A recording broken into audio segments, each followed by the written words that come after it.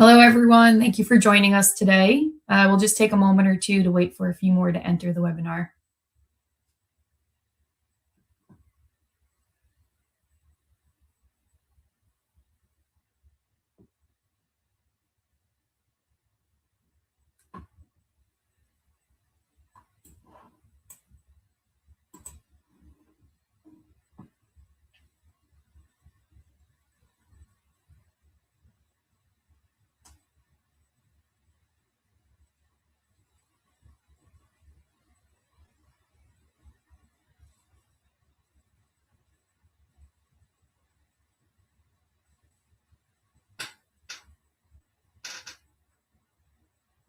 All right, I think we shall start. So hello, everyone. Thank you for joining us today for our webinar on Port State Control Examinations, brought to you by Bureau Veritas.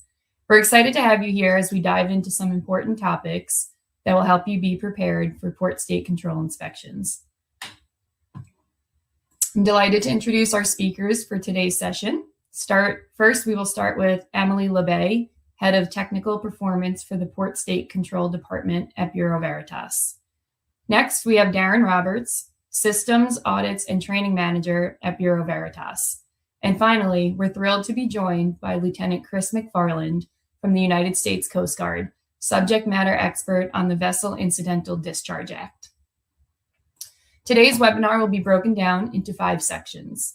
We will start with the organization and role of Port State Control, preventative actions, Port State Control sensitive items and deficiencies, United States Coast Guard's overview of their program, and finally, we will wrap up with a Q&A session.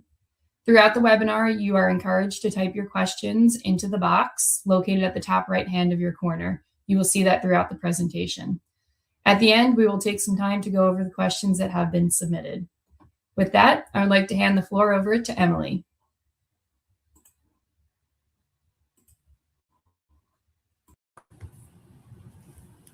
Good morning, good afternoon, good evening, everybody. So as Kristen said, I am Amélie Labbé, working for Bureau Veritas Marine and Offshore in head office. And I am in charge of the department Technical Performance and Port State Control. So I will start this webinar with the 2 first chapters.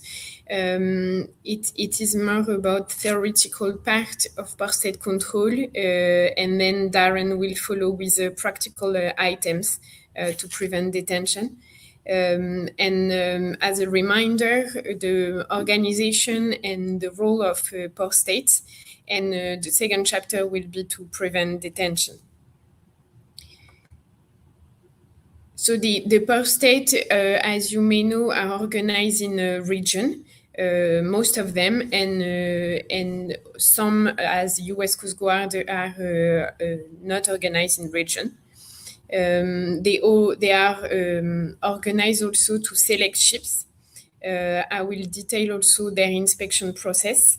And the worst case scenario is when the ship are detained and how we can assist you as a recognized organization.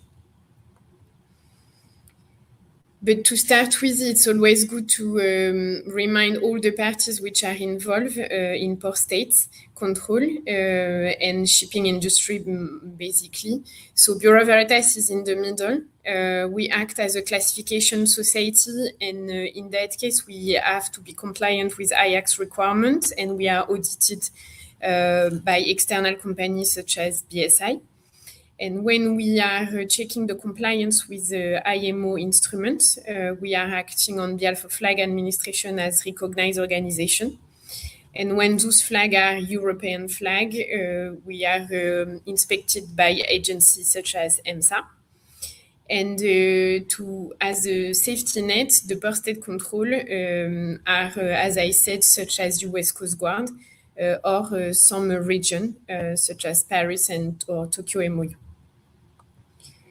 So the purpose of a Port State Control is to establish a safety net to catch substandard ships. They inspect foreign ships on national port. And the condition, they will check the condition and the manning of ships. They undertake based on the initiative of local port states, but they can also act based on the request of flag administration or any other stakeholders. So the inspection of port state is acting as a backup of flag administration, but the responsibility to check compliance is primarily on flag states. We, as recognized organization, we act on behalf of flag state administration. We carry out survey and we issue certificates. But the responsibility to maintain the ship in compliance with international requirements lie under ship manager, ship owners. The port state has full authority under their waters. So their authority are from boarding a ship, inspecting a ship. They can also take action, and one of them can be a detention. All those authorization are detailed in IMO instrument, such as the main convention, but can also be detailed on national rules. As I mentioned initially, they are US Coast Guard is a port state, but other port states are organized in a region, as I mentioned, such as Paris or Tokyo MOU. You have the exhaustive list on the screen of all the MOU. It depends on the sea or the ocean. So now, just a brief overview of how they select ship. So each MOU, they gather data, and the port state control officer, every day, they will select ships. This is based on their ship particulars and the history of detention in that region. So the risk profile is actually the main way of targeting ships, and it will also define the priority for inspection. And then so the priority, either it's priority 1 or 2. So the inspection, it starts from an initial inspection, which actually is the first, they will get the first impression from the port state control officer. They will do some documentation check and do a walk around on the deck. So it will be detailed on one slide. And then if there is any clear ground, they will go to a more detailed inspection. Clear ground are basically an evidence that the ship does not correspond to international requirements, or the master or the crew member are not familiar with the operational procedure. And I will detail later on. A more detailed inspection is an in-depth inspection related to some aspects such as the ship's construction, but also the working condition. So the initial inspection, as I have introduced initially, they will initially check the validity of the certificate. The port state control officer, he will get an impression of the maintenance of the ship through the overall condition of the ship. And if the certificate and the overall condition of the ship are correct and satisfactory, the port state control officer will confine the inspection to report any possible deficiencies. However, in case of any clear ground, the port state control officer will go to a wider scope, which is a detailed inspection. So clear ground are basically evidence that the ship is substantially not compliant with the international requirement, or that the crew members are not familiar with essential procedure. This is a list of examples of clear ground. Of course, it's not exhaustive. But it can be, and one of example is that the crew members are not able to communicate with each other. or there has been any complaint that the ship is considered as not substandard. So if there are any clear grounds, the Port State Control Officer will carry out a more detailed inspection. This inspection is thorough, so it will inspect the ship structure and the equipment, and it will also check the operational requirements. The more detailed inspection goes from a lot of areas, machinery spaces, but also load line item, life-saving appliances, fire safety, and also the last point, which seems to be minor, but it's not, equipment that are in excess of convention. Even though it is not required by the convention, it's in addition to the requirement. It has to be compliant with the rule, or it has to be removed. But if it is on board the ship, it is to be compliant. So for the operational, so after they have checked the structure and the equipment, they will also check the operational requirement. So it's based on day-to-day activities, all the operations that are daily carried out, but also linked to the drills. So the Port State Control Officer, he will request a drill to be carried out based on his professional judgment to make sure that and assess the compliance. And the worst case scenario is that after this more detailed inspection, they are detainable items. So the ship is being detained by the Port State Control Officer. And in that case, the Bureau Veritas, as a recognized organization, we recommend ship manager and ship owner to inform us without any delay.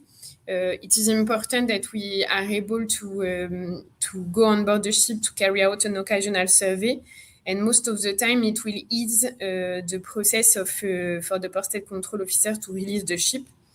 And in some cases, the Port State Control Officer will require an additional audit to be carried out. And if we are delegated to do so, we have to go on board as well for this reason. And having said that, we consider that the cooperation between the surveyor and the crew member is very important, and it will smooth the process, as I said, to release the ship. And as you must know, all our performance, flag performance, aero performance, and also company performance as calculated by different MOUs, they are all linked to each other.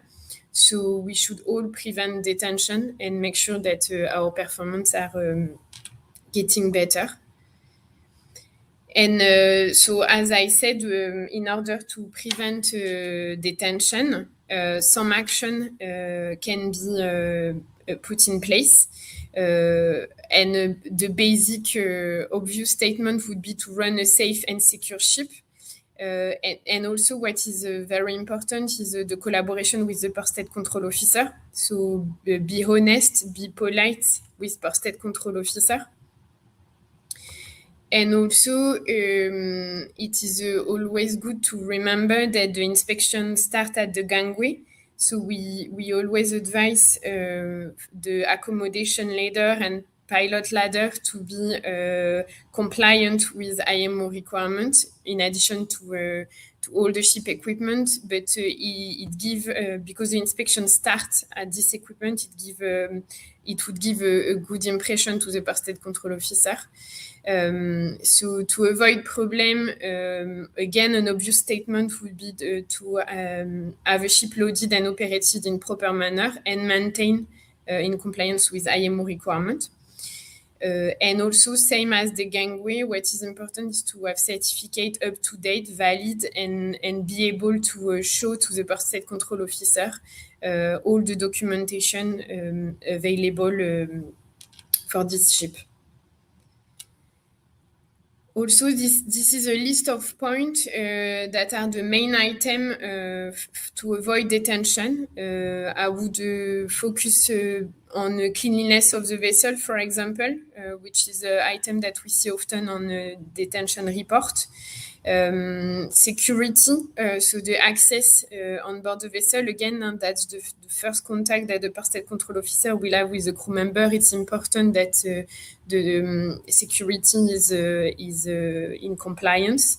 And again, cooperate and be polite with port state control officer. And as I have already mentioned, the manning is very important. So the familiarity of the crew members, especially with how port state control inspection is carried out.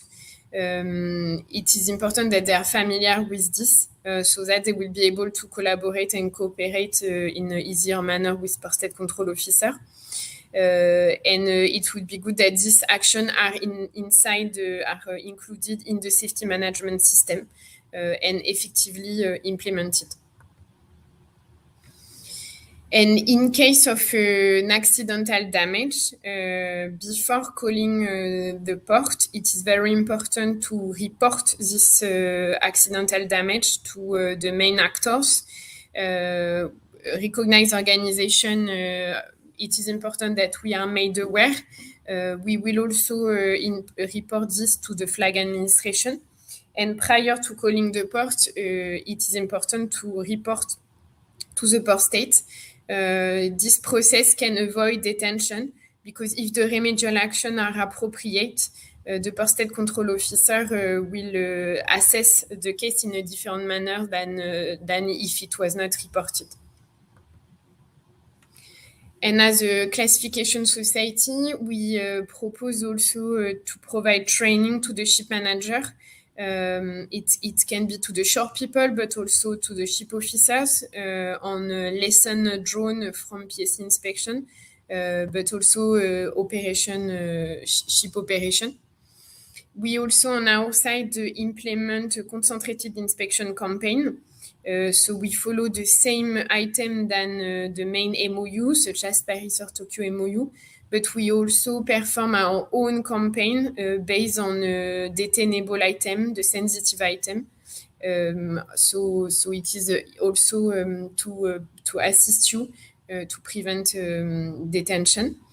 And for the ship that we have targeted as not performing well, we have put in place a program that we call Concentrated Compliance Survey Program.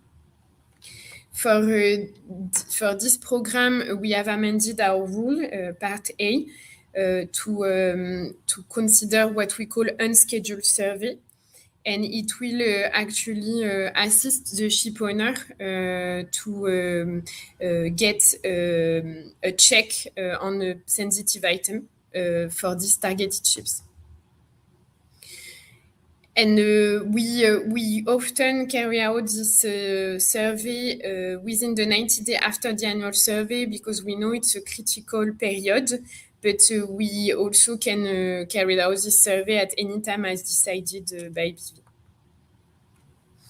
On top of this program, in addition of this program, we have also signed a contract with an external company called Risk4C.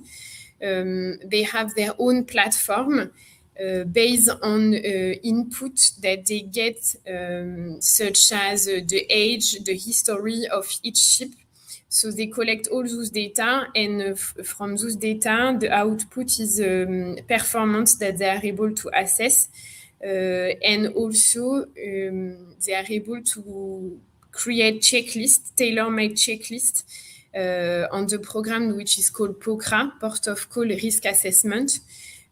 So for a list of ships that we have identified, we send Risk4C send directly to email addresses for shore people, but also onboard ships of tailor-made checklists based on the risk assessment of a specific port for this specific ship. A notification by email is sent with a checklist. And they have their own matrix to assess the risk, and it is based on the severity of an inspection, but also on the probability of an inspection. And we have decided that from the risk level 5 up to 9, the ship will receive a notification with the checklist. So after having gone through all the detail of all the action that we have put in place, I will leave the floor to Darren. He will go into the practical item, the main item for detainable deficiency. So I leave the floor to you, Darren. Thank you, Emily. Good morning, good afternoon, good evening, everyone. So my name is Darren Roberts from Bureau Veritas Fleet Management, Systems Audits and Training Department. And I'm going to go through with you today some of the common deficiencies that we tend to find when vessels are detained.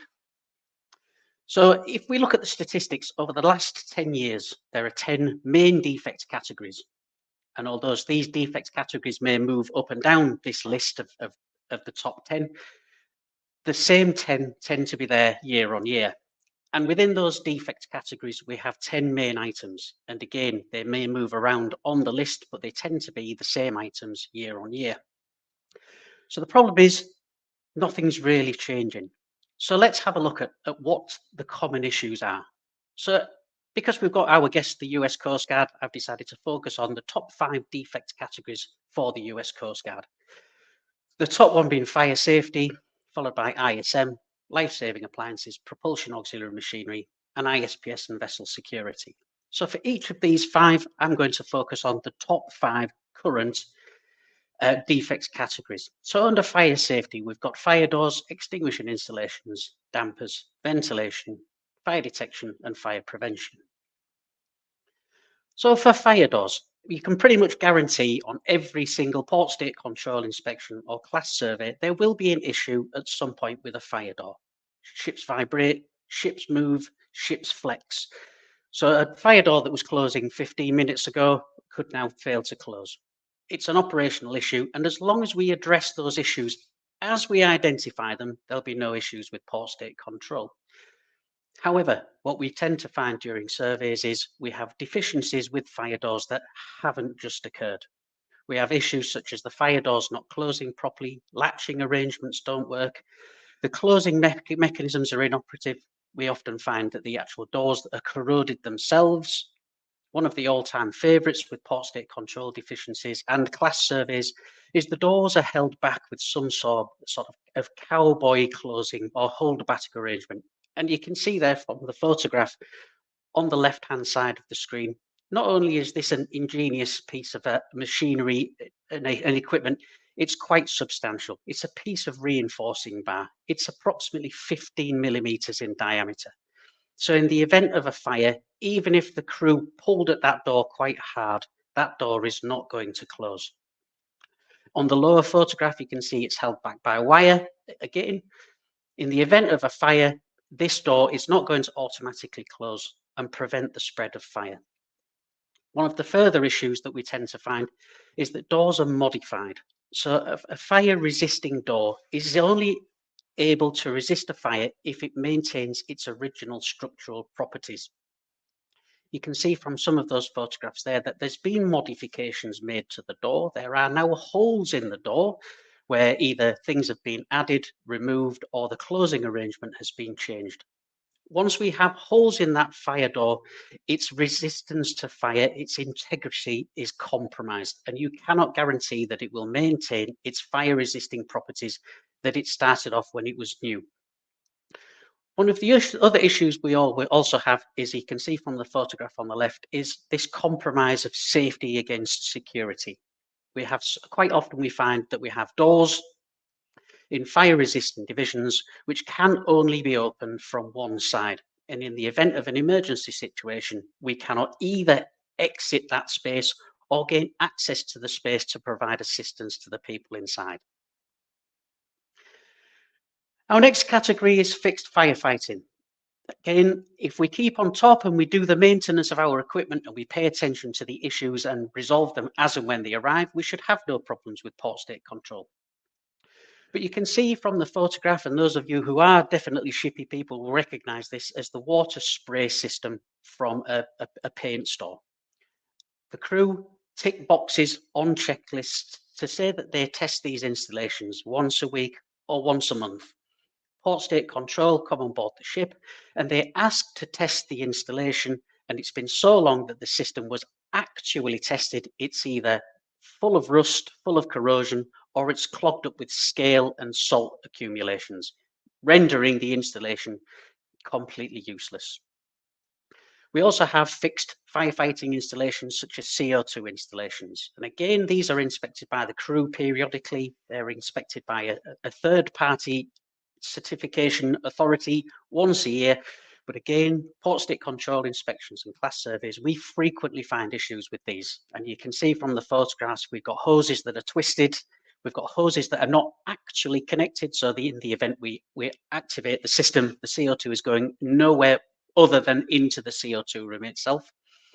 Or you can see from the bottom left-hand picture there, we've got a local fixed firefighting installation, and there's actually no handles on the installation for operating the system. In the event that there's a fire in this space, we cannot physically activate the installation.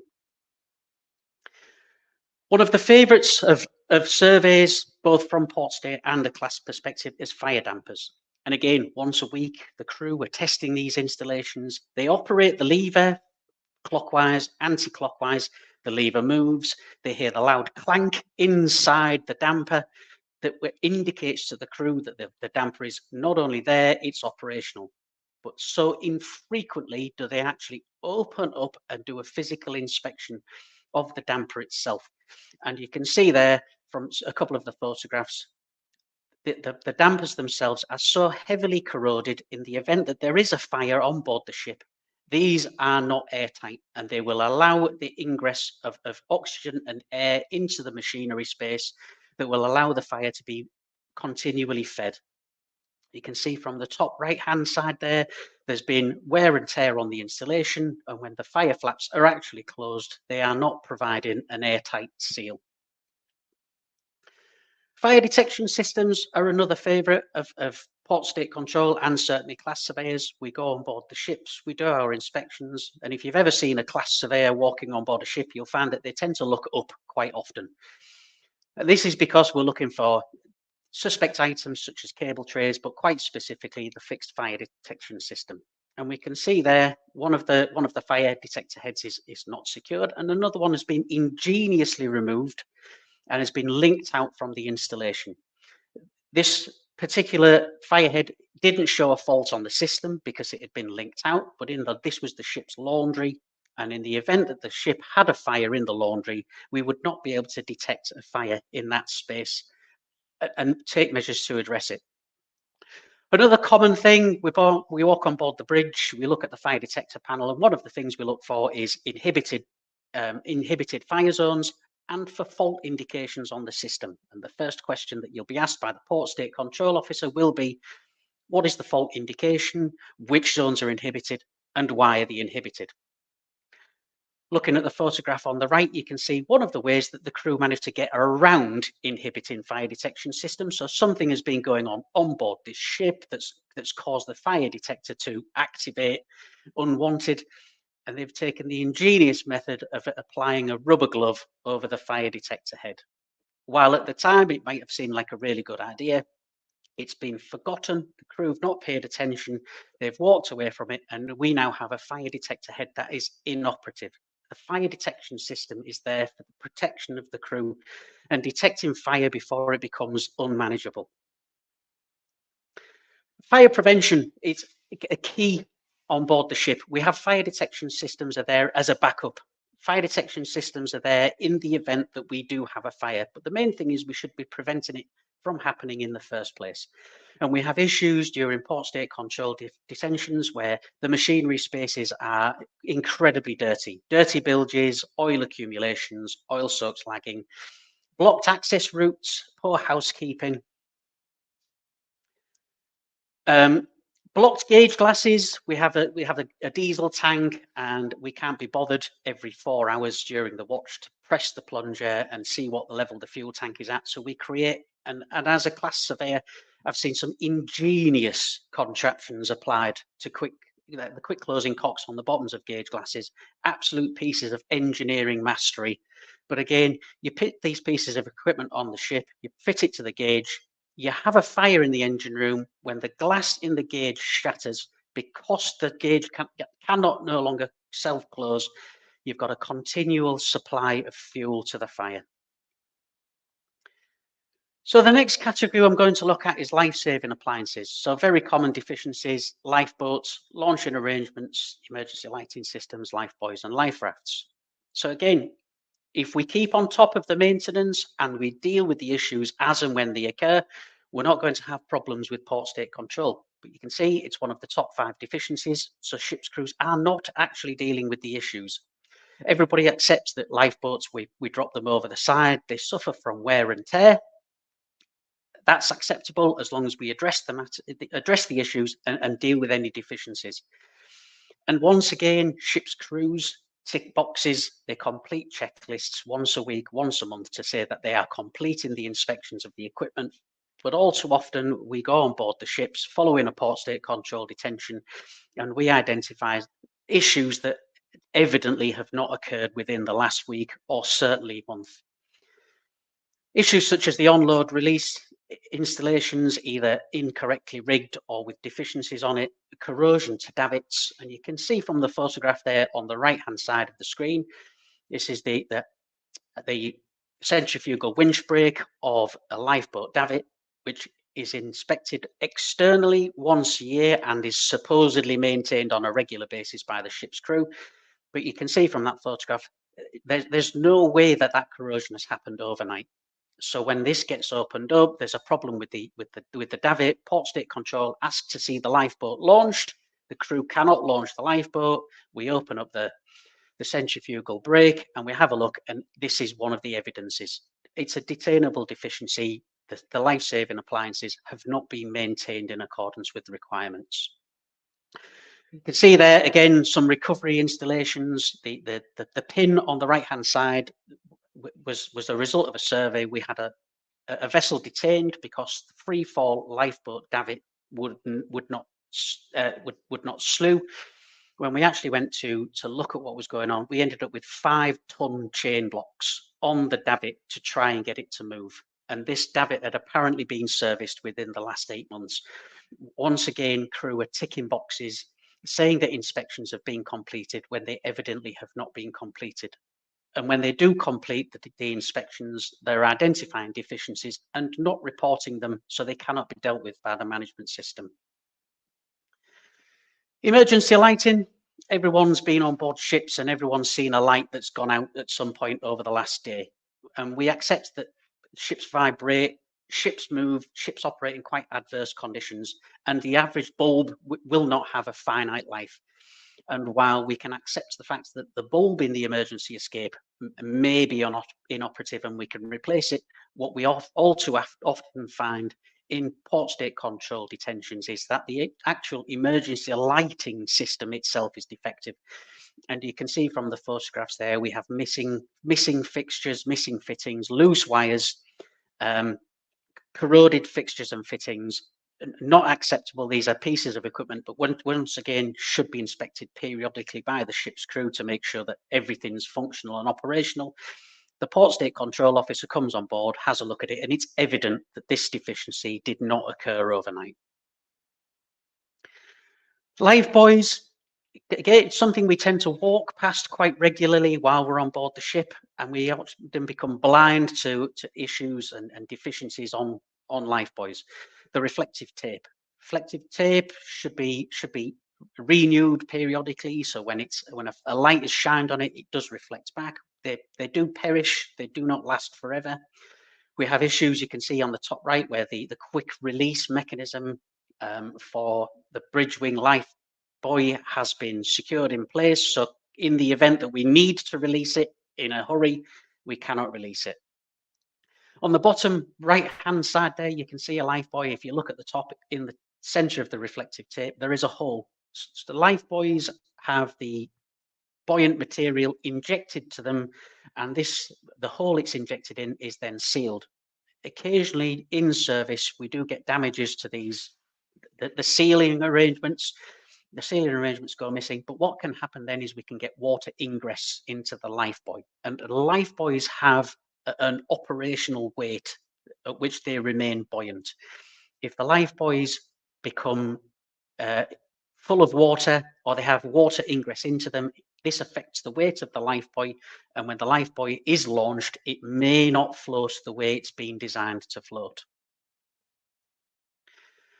For life rafts, again, something that ship's crew do inspections of, but all too often we have issues with the hydrostatic release units have not been correctly arranged. The hydrostatic release unit is expired. We find quite often in a lot of inspections that the embarkation ladders are defective, and the embarkation ladder sits next to the life raft, usually nicely coiled and covered over in a lovely tarpaulin. And then when the crew come to do the inspection, they peel back a corner of the tarpaulin and basically make sure the embarkation ladder is still there. It's very, very rare that the crew actually physically remove the canopy, remove the cover of the embarkation ladder, deploy the ladder and do a complete visual inspection. Had they done a complete visual inspection, it would reveal issues such as seized shackles, such as defective or frayed ropes, such as defective or frayed whippings, cracked ladders, and any other issues on board embarkation ladders. But the first time anybody knows about it is when the port state control officer comes on board and asks for the canopy to be removed from the embarkation ladder. It's at this point that all of the deficiencies start to be exposed. One of the other common issues we have is for davit launch life rafts, that the davit is not arranged and ready for deployment. Quite often we find that the crew are not familiar with the fact that it's a davit launched life raft. And this has become quite a common in detentions, certainly in the UK over a number of years, where we've asked the crew to demonstrate the operation of the davit for the life raft, and the crew were unaware of the fact that the life raft would require a davit to operate it. On the right hand side of there, you can see it's not a serious issue, but one of the common things that we have is we now have service exchanges on our life rafts. We don't maintain the life raft on board the ship. The expired life raft gets sent ashore for servicing, and we get a replacement unit sent on board. When the replacement unit is sent on board, the identification card should be modified and changed to reflect the name and the IMO number of the particular vessel it is now installed on. So propulsion and auxiliary machinery, so boilers, fuel oil leakages and exhaust systems, cleanliness of the machinery space, and emergency sources of power being the top 5 issues that we have at the moment. So boiler safety devices, if there's a pressure gauge fitted, the pressure gauge should be operational and the pressure gauge should be legible. Any leakages on the manholes, on the burner interface where the burner goes into the boiler should be tight, gas tight, and not exposing any internal gases. Boiler gauge glasses should be operational. It's all well and good that we may have a remote indication, but the main indication on a boiler is that local indication, and it should be operational, and the crew should be aware of how to blow down the gauge glass. Leakages, steam leakages, exhaust leakages, and fuel leakages on boiler installations should be addressed as soon as they occur. It's a very, very high temperature environment, and there's a high risk to the crew working in that area. Again, fuel leakages on the fuel pumps, make sure we keep the fuel pumps leak free. When we do have leakages, that we clean up the leakages, and that any high pressure fuel pipes are double screened or shielded. Exhaust systems, quite common ones for port state control inspectors, where there's missing lagging, the lagging is damaged, and hot surfaces are not protected from personnel are not protected from the hot surfaces. Machinery space cleanliness it's a very, very common one during port state control inspections, and certainly class interventions. Poor housekeeping. We should be having clean bilges free of oil, free of accumulations, free of oil rags, etc., and trying to maintain our bilges in a dry condition as possible. Any fuel leakages should be cleaned up as soon as possible. Garbage accumulations should be limited. When we do have garbage on board the ship, garbage should be kept in metallic, fire-resistant containers, not, as you can see in the photograph there on the right-hand side, in bin sacks at the top of the engine room, which number 1 is a fire hazard, and number 2 is actually impeding the exit of the engine room in the event of a fire. There's been a recent concentrated inspection campaign for emergency sources of power.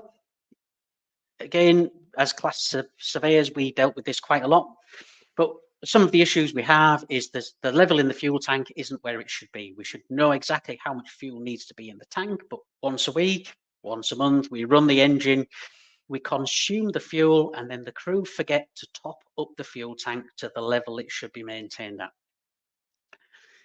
Quite often when we come to do a blackout test, the engine fails to start. It may start, but fail to go on the board. Both of these are port state control deficiencies. And one of the other ones that we have is, okay, we've tested the generator has started, it's gone online, everything's really good and how it should be. We stop the generator and then we go to test the secondary means of starting, and quite often we found that the secondary means of starting has failed. I have been on board surveys where the secondary means of starting was actually missing from the ship. So ISPS and vessel security, access control, drills, awareness, documentation, security equipment. And of all of the port state control inspection regimes, the US Coast Guard hold ISPS and vessel security very, very highly. Unlike some of the other MOUs who tend to skim over it, the US Coast Guard pay a lot of attention and a lot of focus to ISPS and vessel security. And as Amelie mentioned earlier on, its initial impressions that paint the picture of a vessel and how an inspection is going to proceed. So a poor gangway watch or no gangway watch on board the vessel is instantly a red flag to any inspector coming on board the ship. The gangway should be monitored, access should be controlled, and any visitors boarding the vessel should be escorted to the place where they need to be. In the event that a port state control or even a class surveyor or ISPS auditor boards a ship and there is no access control to the vessel, it's an instant red flag that tells the inspector, the surveyor or the auditor that something on board the ship is not right.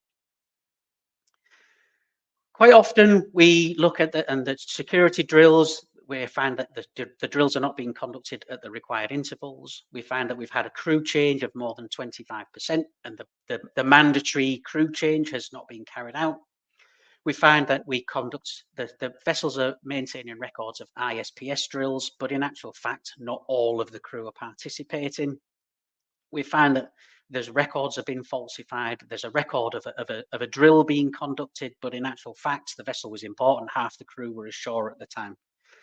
And quite often we have people board the ship and they prioritize that initial safety familiarization on board in the vessel. And there's a lack of adherence to that security familiarization. Are the crew familiar with security arrangements and the ship's security plan on board the ship? Another common issue we have is that security awareness. So the crew are not conducting that basic security awareness training on board, so they are now unfamiliar with the duties. We ask the crew, what are your duties with regards to security? And they quite often turn around and they have no idea whatsoever what their duties are when it comes to security. They've got no awareness of the requirements. They've got no idea what security equipment is fitted to the ship. One of the quite common ones is we ask them who the company security officer is, and they have absolutely no knowledge of who the company security officer is. We then run an ISPS related drill. We ask them to do a basic bomb search, and they walk around the ship and nobody actually has any idea what they're doing. And the drill is quite shambolic. Another common issue, obviously, the ship security plan has to be inspected, has to be reviewed and approved either by the flag administration or by an RO on behalf of the flag administration. When the security plan is approved, it gets given a letter, and that letter is evidence to any inspector that the security plan has been approved. The absence of this letter does not give the inspector the assurance that the ship's security plan has been approved. So it's quite an important one. We cannot, on board the ship, show the contents of the ship's security plan to anybody. So the letter is the evidence that we can give to port state control inspectors that the security plan has been reviewed and it has been approved. Certificates of proficiency, we quite often find that the people on board have designated security duties and they've not got the right levels of proficiency. We've had ships where the ship security officer is designated as the second officer and the second officer has not done ship security training. Issues such as the ship security documents not in a restricted area. We've been into ships where the ship security records are just in the ship's office. It's not considered a secure area. They're on a bookshelf. Anyone can access the security records. Records of last 10 ports, it's a requirement. Quite often we find that the ship's crew are not maintaining these records of last 10 ports. Another one is the continuous synopsis record. We've had changes to the management, changes to various, the owners of the ship, and the continuous synopsis record has not been updated. We actually quite often encounter vessels where the latest continuous synopsis record or the amendment record is missing from the ship. Security equipment, we've sometimes found that the equipment's inoperative, the crew are not aware what equipment is fitted. There's no records of maintenance of security equipment, and there's no record of the ship's security alert being tested. So all of this builds, if you remember rightly, I think ISM was number 2 on the original list. So why have I left ISM until the end? Well, the reality of it is everything is ISM. The maintenance of the ship is ISM. Risk assessment, safe working environment is ISM. Implementation of company policy is ISM. The master's responsibility and authority to ensure that the ship is operated safely and securely, it is ISM. The designated person, ISM, the designated person should be ensuring that everybody on board the ship is working in a safe environment and that any resources required by the ship are provided by the company. Everyone has an adequate understanding of the rules and regulations, whether it's SOLAS, whether it's MARPOL, or whether it's the ISPS code. We've got to make sure that our crew can respond to shipboard emergencies, whether that's a security emergency or a safety emergency. Procedures for maintenance. That when we do the maintenance, if we identify any deficiencies, that the deficiencies are reported on and acted upon. In the event that a vessel gets a port state control inspection and we have a defective piece of equipment, if the crew have reported it to the company and the mechanisms are in place for the replacement, the spare parts, the servicing to be done, that's ISM working. If we've reported it to the port state before we enter the port, that's ISM working. If class have been informed and there's a condition of class or there's a dispensation letter from the flag, that's ISM working. And if all of those mechanisms have been completed and the evidence is in place, it's not a port state control deficiency because ISM is working. Deficiencies should be reported, should be acted on in a timely manner by the company. And for me, as an auditor, the most important thing is the internal audit. Internal audits are the opportunity that you have as a ship manager to have a look at the ship and make sure that everything is all right before the external people come on board. The internal audit should be much more stringent, much more strict than the external audit. You should be finding significantly more non-conformities and findings during an internal audit than we do during class surveys, ISM audits and port state control inspections.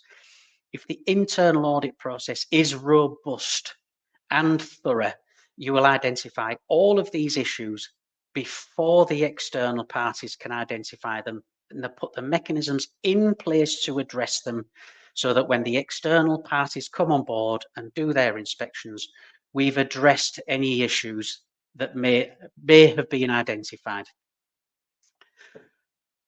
And for me, that's the end of my presentation. I'd like to hand over to Lieutenant Chris now for his part from the US Coast Guard.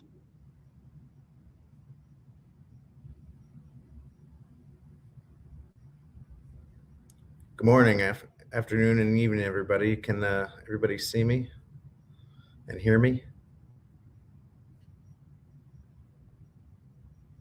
We can hear you, but we can't see you. Right. Now we can. Okay.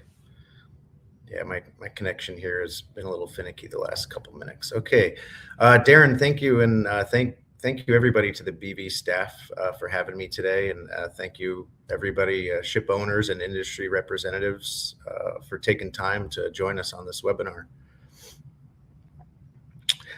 Lieutenant Chris McFarland, I work for the Office of Commercial Vessel Compliance at Coast Guard headquarters in Washington, D.C. Specifically, I'm working with the VITA Act that's coming online. However, I do work for the Office of Port State Control.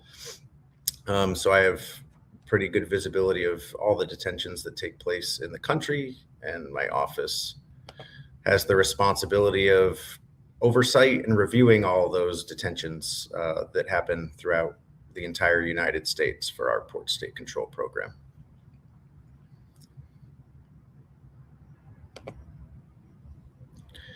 All right, so starting off on ship detentions,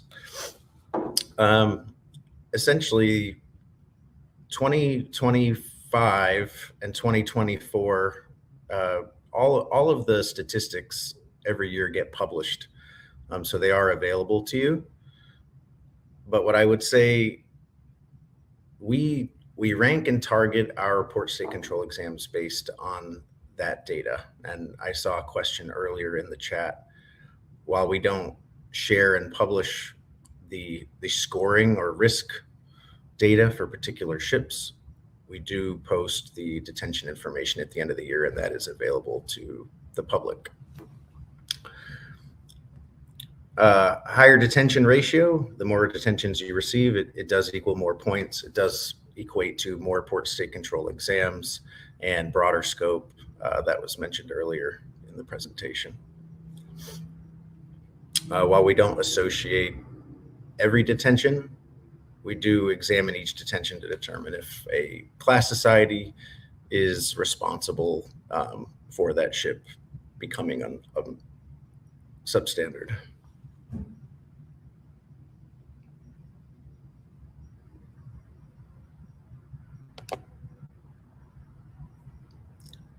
I'd like to touch on appeals. So unlike the rest of, I think there's many countries in the international community with their port state programs that are not necessarily as pro appeal. We encourage, if you have a entity that is associated with a detention, or if you're an affected party, we do encourage you to appeal. If maybe the Coast Guard has missed something. Maybe the ship was taking proactive measures to fix this issue, and the documentation wasn't understood. There could be many of issues, but we encourage any affected party to appeal. There is no repercussion to appeal, and so historically, we would get most of our appeals from ship management, charterers, or ROs that don't want to be associated with those detentions. The appeal process, it does start with the local Coast Guard unit that imposed that detention. The next level of appeal would be to the Coast Guard district office that is above and supervisory to that local unit. And then finally, the headquarters directorate, which I work for, Office of Commercial Vessel Compliance, we would be the Coast Guard headquarters appeal authority. And we do review those and look at all the facts, all the evidence that's presented with the appeal.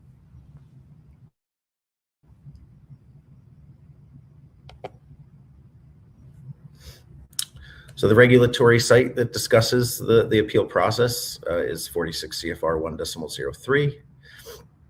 And again, what I touched on, there are the three different levels. It does start with the unit, but those are three different entities that you are able to appeal through should you not get the answer that you want. At the lower level, it just continues to rise.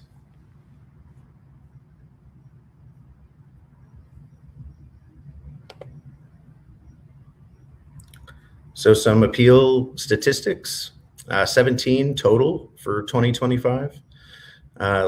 Looks like we had, and these numbers may change a little bit, and we do publish some of this, 8 challenging the actual merit of the detention itself, meaning the party affected didn't feel that it was a detainable deficiency, and then 9 contesting the party that's associated with it.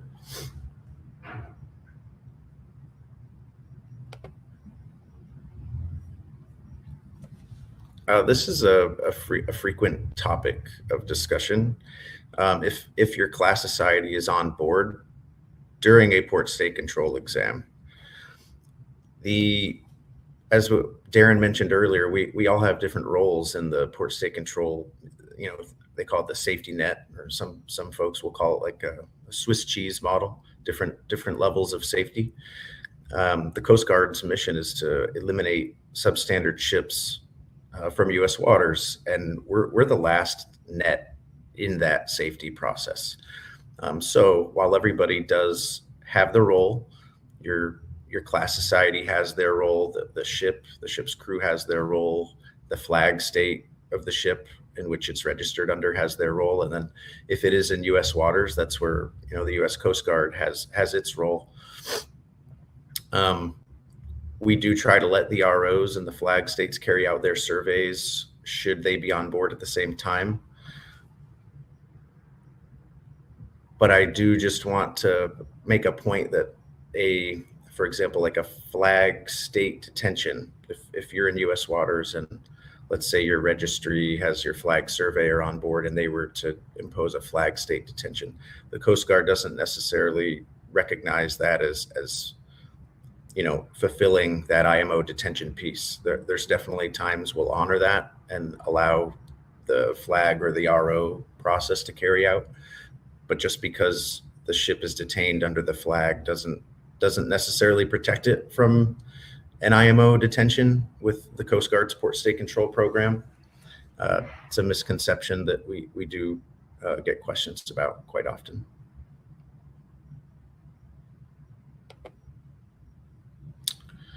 And just touched on this a little bit. Let's see. The last thing that I didn't quite touch on was we can make a risk-based decision. So if we're on board and there is an RO, you're doing a class survey, and or you are maybe class is on board and you have a flag surveyor on board, we want to allow that process to take place. So many a times if we schedule an exam and we show up and there's a survey that's in process, we'll make a risk-based decision and determine whether or not we want to hold off on that port state control exam and let your survey pan out and revisit the ship. And then sometimes we will try to do our examination while separate from the other one.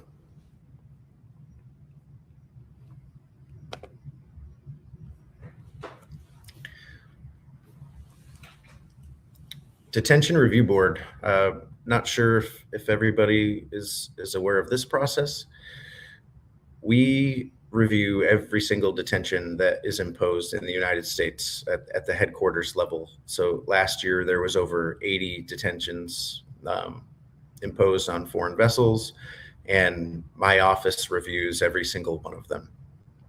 This review process is composed of a panel, and just to clarify, this is regardless of appeal or not. We review every single one and we verify the validity of that detention. We recognize that people do make mistakes, and obviously even the United States Coast Guard doesn't always get it right. So our role at the headquarters level is to review all of those detentions, ensure that they are in alignment with the procedures for port state control, the expectations for the IMO, and that they are in line with our internal policies and procedures. And this also serves as a way for us to improve our processes and ensure that our port state control exam teams are applying their practices consistently throughout the United States. With the Detention Review Board, we do invalidate detentions. That is not, I wouldn't say it's, I don't have a percentage or a statistic. However, it does happen. And I would just say that there's many of times where we have looked at a detention and we might not invalidate the entirety of the detention. So your vessel may have been issued a code 30 for, let's say, the most egregious, and then the umbrella deficiency is your ISM code 30, which is a detention. That may very well stay, but we may invalidate one of the detainable deficiencies. So just throughout our review, we don't necessarily invalidate the entirety if we find issues, but we even address individual deficiencies within that 830, not 835, your Port State Control Form A, Form B. So we do invalidate. There are many times where we have made mistakes and we correct those.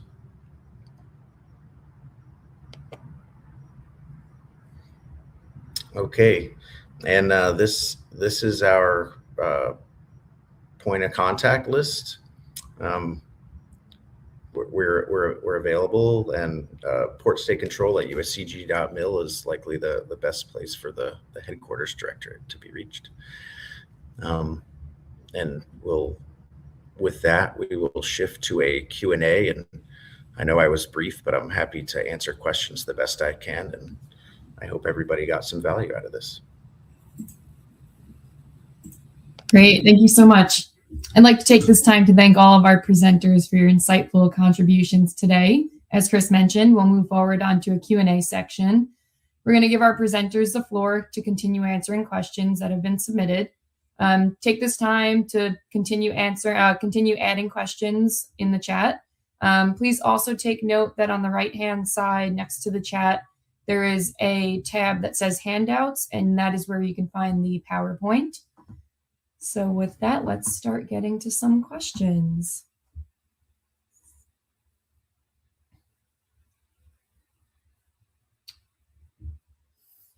So I think we have a first question for Emily, number 45. It says, thanks, Emily. Can BV do this check on non-BV classed vessels? Thank you, Kristen. Yes, I would have a basic answer to this question. I would advise you to class all your ship under BV class, and then you will get the service, I would say. But generally speaking, yes, we focus our service on our BV class ships.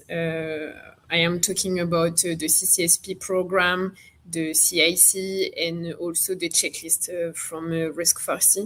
This is most of our cases are under BV ships. So yes, that would be my advice and my answer to this question. Great, thank you. We have another question, line 66, that says, why is it that only 4 MOUs are following the new inspection regime? Again, I will have my answer on this question would be that unfortunately each memorandum of understanding has their own policy, and even if they apply a new inspection regime, each regime is actually different,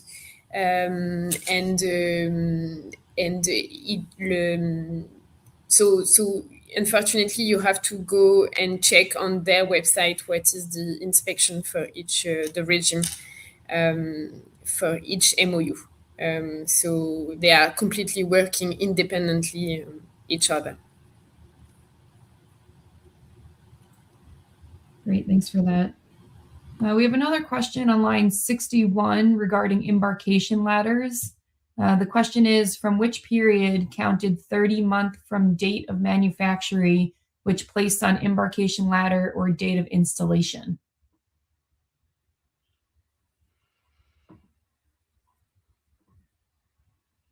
It says, please clarify regarding embarkation ladders as per the new IMO standard. Embarkation ladder has requirement strength testing with key interval 30 months.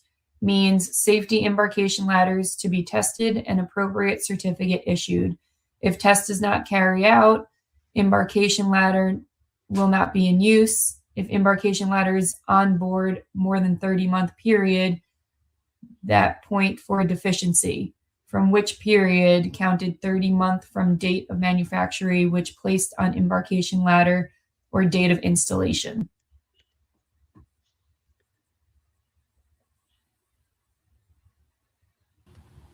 Do we need some clarity on that, or can we answer that one? I'm just double checking out. It's not in force yet, and it's not embarkation ladders, it's pilot ladders that it's applicable to. I've been working with the Australian pilots authorities, and the Australian pilot authorities were the people who worked with the IMO to get this new regulation put into force. I can't remember when it comes into force off the top of my head, but give me a few minutes and I'll find out. Okay, great. Thanks, Darren. We have another one here on line 4 regarding garbage storage. So it says, often after a long voyage, the garbage storage capacity is fully occupied, and crew is forced to move part of the waste elsewhere so that storage is not overflowing, giving increased risk for pollution.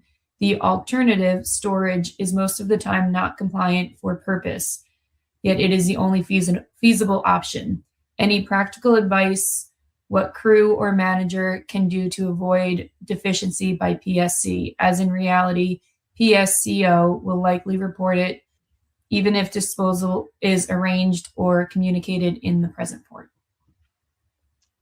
That's quite a tricky one to answer in reality. But the fact is, if this is a regular occurrence, the garbage storage facilities on board are not fit for purpose. So if the vessel is arriving pretty much in every single port with a surplus of garbage, they need to reassess the garbage management plan and the garbage storage facilities, because the vessel should have adequate garbage storage facilities for the allocated or the assigned voyage that the vessel is about to participate in. So it's a systemic issue. They need to look at the issue. If it's a recurrent issue, they should be looking at, do they frequently have issues with the amount of storage space that they have for garbage?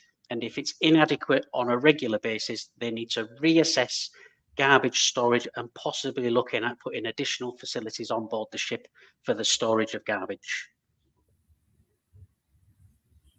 Great, thank you. Looks like we have a few more questions in line. Line 79, flag state detention is an acknowledgement that the vessel is not in compliance with rules and regulations. While you mentioned the Swiss cheese model, could you elaborate why PSC would not accept the FSD as a prima facie of non-compliance? After the owner manager, the flag and RO are the next who are on the ball. Good morning. Yes, I can elaborate on that.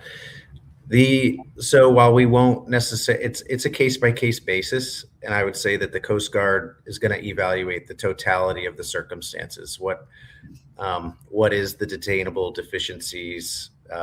What things did we find on our own? Now, what we won't do, we will not detain for example, if your vessel is getting a flag state examination and your flag surveyor detains that vessel for a specific thing, the Coast Guard's not going to take that deficiency, or they shouldn't, and detain it for the same thing. So if, let's just say, fire doors, I'll just give an example.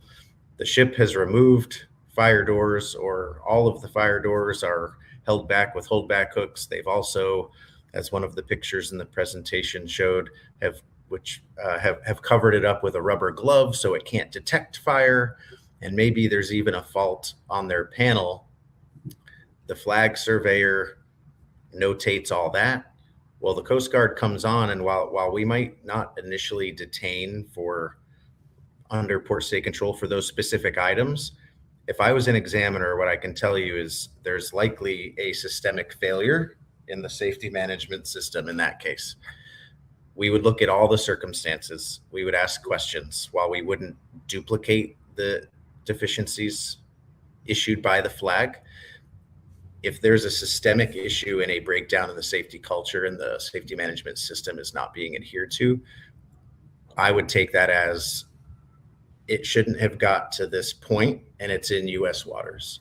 So we would still be within our right to impose a port state control detention. However, I'll just end it with, it doesn't always happen that way, and it is case by case. You may have the port state control, as I mentioned earlier, defer to the flag and the RO to carry out their surveys. And, we say, thank you. Looks like you guys are being proactive. You found issues with the ship and you're taking care of it at your level.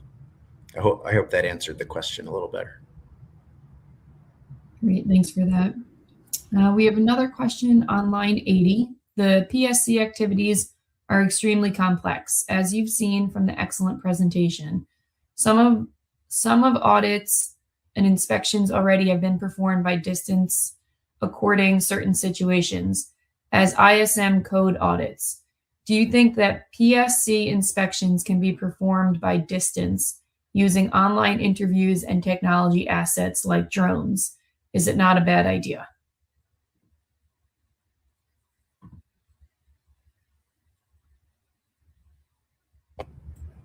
I can take a stab at that one. I don't know if it's a good or bad idea. What I can say is during the COVID pandemic, there was a drastic increase in remote port state control inspections, maybe not the entirety of them. However, through that, after the pandemic kind of was in the rearview mirror, we did really try to steer away from conducting those exams remotely. I would say that the appetite to accept even remote surveys is much less than it was before, just based on the trends that we noticed over that period of time where we were accepting remote surveys. I do think there are pieces though that are reviewed at distance. I know the question mentioned an interview. I think there's definitely some administrative items that can be pre-screened to try to, maybe save time. Obviously the ship is busy when it comes into port. People are all turning and burning, trying to get stores, cargo. So we recognize that the last thing ship's crew wants is the port state control taking folks away from their primary duties. So I do hope that there are some of those administrative type items that are being looked at prematurely prior to the ship's arrival. But as far as ship systems, life-saving, firefighting, those I would say we likely would not want to do remotely. Great. We have another one for you. This one says, not directly related to PSC, when will the VITA replace the USCG VGP for scrubber discharges in the U.S. waters? I knew this was going to come up. So what I can say is we are in the process of drafting the regulations. So they are still in the draft phase. So I can't quite give the specifics. What I could tell you is the final rule that was published does have some dates in there that basically tells the federal government when they have to implement. I think that the target date was fall of 2026. I don't know if that is going to happen or not. All I can say is it's still in the draft regulatory process, and the Coast Guard's working to finalize those. Great, thanks for that. The following question is asking, do we know the planned Paris and Tokyo MOU CIC topic for 2027? I can take this one. And actually, I would focus on 2026 first, because we have just passed the one from September to November last year, but we are quite far from the one of this year. And we know that this year the Paris and Tokyo MOU will focus on cargo securing. So that will be the main topic of the campaign from September to November. So I think let's focus on this one first. Great, thank you. Next is asking, after a vessel has been detained, how much time do owners have to appeal a detention? I can also take this one, at least for some MOUs, and I assume US Coast Guard can also answer on their side. But basically, again, each MOU has its own process, and inside each MOU, each port state has its own process as well. And so for the main MOUs, you will find on the website, it is public document. And inside this document, you will find for each state, you have a deadline. So it can be from a couple of weeks up to 2 months. So each flag state has its own process. Each port state has its own process, but it is public for the main MOU.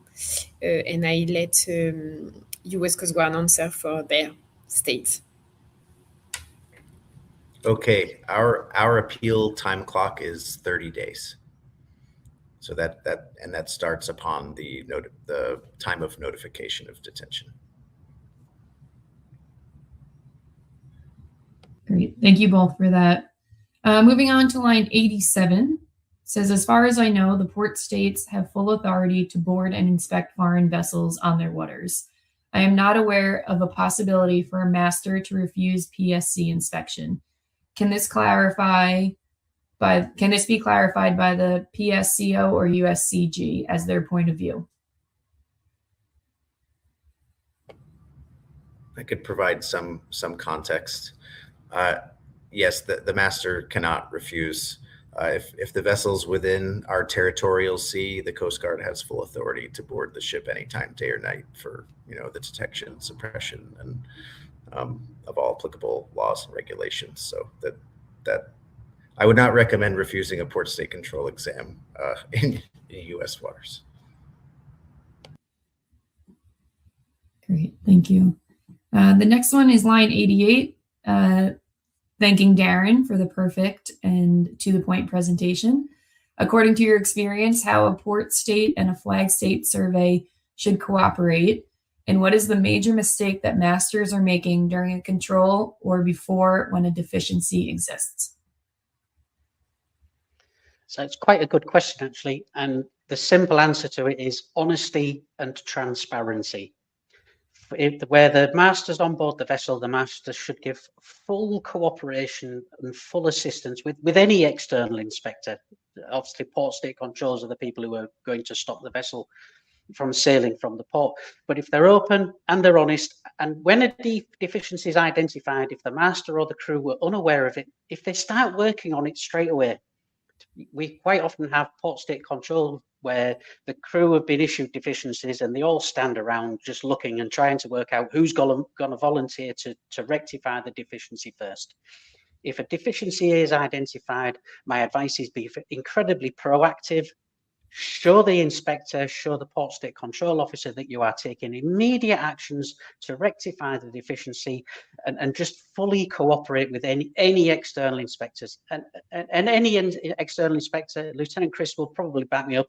If the crew are there, the crew are participating, the crew are involved, and the crew are genuinely trying to make the inspection run smoothly, the inspector will be maybe not more lenient, but will be more reasonable and more rational and less inclined to going hardball with both feet.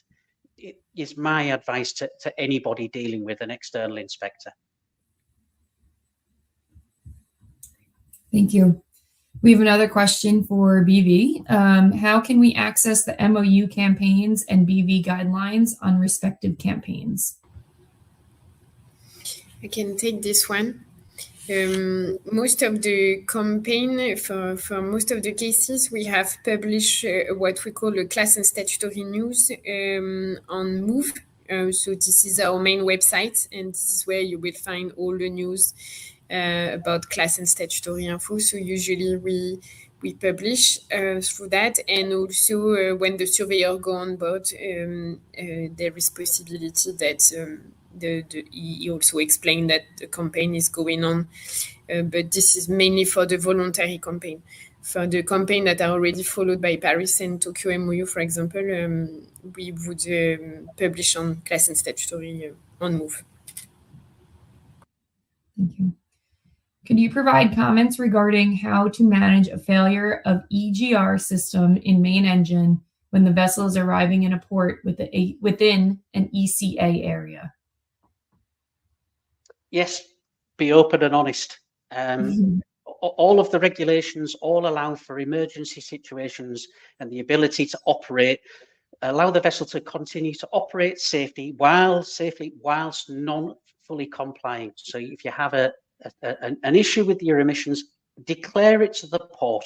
Tell the port what the issue is, get the vessel alongside, get the vessel operating safely, inform class, inform flag. They can come to the vessel, they can look at the issue with you, and allow for quite often the vessel to enter port, rectify the issues, rectify the deficiencies, and sail without a port state control intervention. That open and honesty and that declaration and getting class involved as soon as possible is quite often a way of mitigating the effects of an operational failure. And I can speak quite assuredly in the UK, if port state control are aware of the fact that the Classification Society have already been informed and are already dealing with the situation, they quite often back off and let class deal with the situation without the need for a port state control intervention. Thanks, Darren. Moving on to line 90, understand code 30 is kind of a punishment to the ship before the departure is used. So if the port state control is the last safety net regarding safety, shouldn't PSC officers wait for flag or class inspections to be completed before the PSC issues their finding or decide on a possible detention? Not necessarily. I think, again, as I mentioned before, case by case. At the point you're getting a port state control exam, which again we don't publish our specific targeting criteria, but essentially around give or take every 18 months a ship should have an exam, for just as a general rule.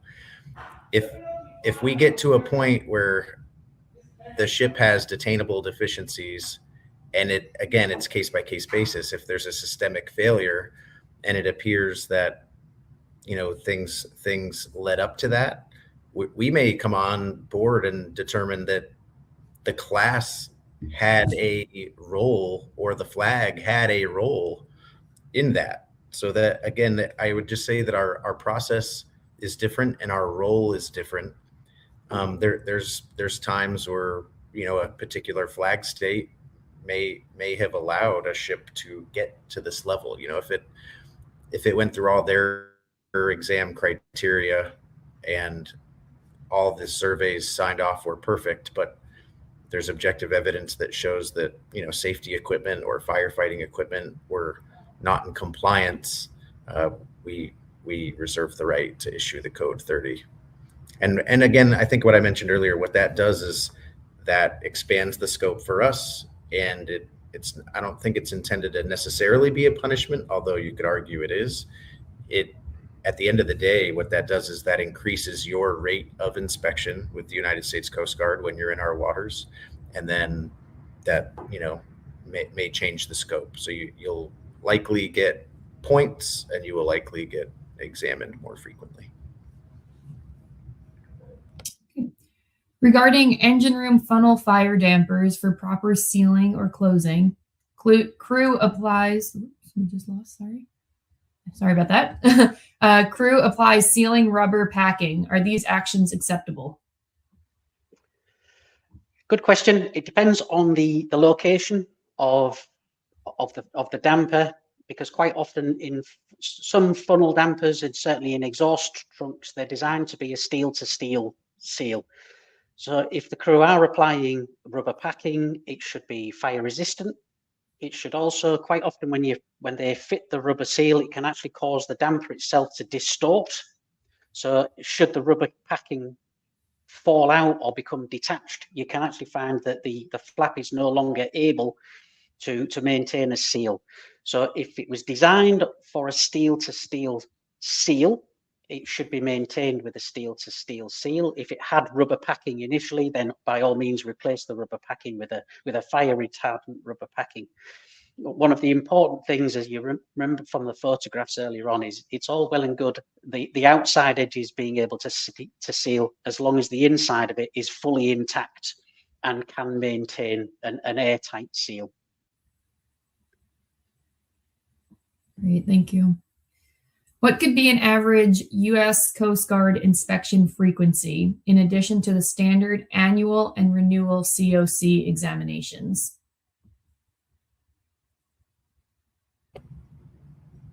That's a really tough question, because if you have your COCs, you could have an interval for tank ships, you could have your COC intervals for passenger ships, which have periodics, which are a little different. And then I would say that's a pretty tough question to answer because it can vary so greatly. Again, we don't publish our scoring criteria. However, detentions obviously increase frequency of port state control exams.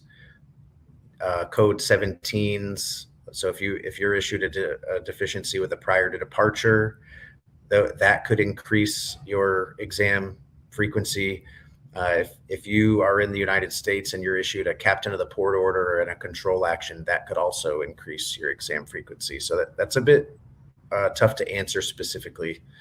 I would just say that it could be very frequent should you have issues. I'll just close with the best way, and Darren touched on it, the best way to avoid port state control, not examination, but intervention. I can't tell you how many times we and at the headquarters level too, we see it. We understand that, ships are working pieces of equipment under heavy stress, heavy load, that are out on the high seas for long periods of time. I think everybody who sailed on board ships knows that things break, and they break all the time, and that's just part of the maritime industry. The biggest piece that we hone in on, especially at my level when we're reviewing every single detention that is issued in the United States, is what was the ship and the ship's management doing to correct the issue? And Darren touched on it at the end of his presentation, the SMS. If things break and things are wrong, but the ship was proactively communicating to get replacement parts, making sure the logs were up to date, notified the company, and followed that safety management system, really, that's it. That's your lifeline. Follow your SMS, and port state control pretty much 9 times out of 10 leaves you alone. That when you get detained, it's because we find objective evidence and clear grounds that policies and procedures were not followed and notifications were not made. And that's kind of where the honesty and transparency, it's just better to be open about things and fire off the quick email and have that to present. You mentioned the scrubber. If the scrubber goes down, I'm sure that happens all the time. But following the shipboard procedures and notifying upon discovery and following the SMS, that's where the United States at least is going to say, okay, let's make sure we allow the ship to proceed into our ECA and carry out repairs, and they're not penalized for that. So I'll end with that. Great, thank you so much. Unfortunately, we are coming to a close. So on behalf of Bureau Veritas, I would like to thank everyone for attending today's webinar. A very special thank you to Lieutenant Chris McFarland for joining us and sharing your expertise. We've appreciated you all taking the time to be with us today, and we hope you found the session informative. Hope you have a wonderful day. Thank you.